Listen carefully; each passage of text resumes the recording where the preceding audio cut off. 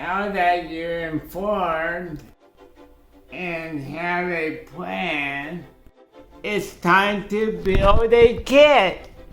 You should have an emergency kit for your home,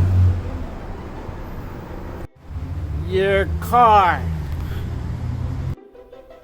and work, or any place you spend a lot of time.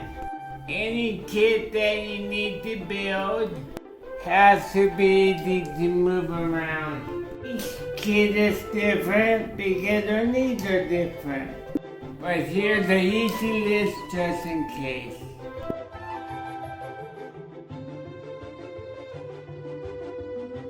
If you store food and water, keep them in airtight containers and change them out every 6 months.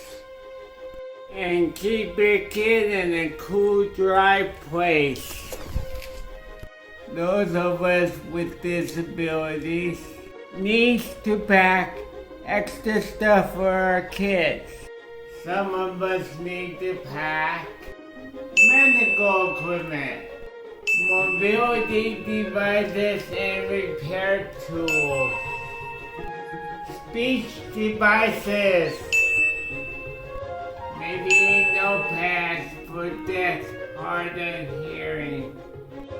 Maybe a high-power flashlight or a magnifying device for people with vision issues. Maybe a mask or respirator for people with breathing issues.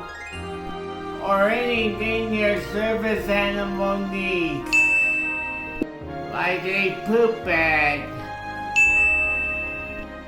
Just remember your needs, and you're gonna be okay.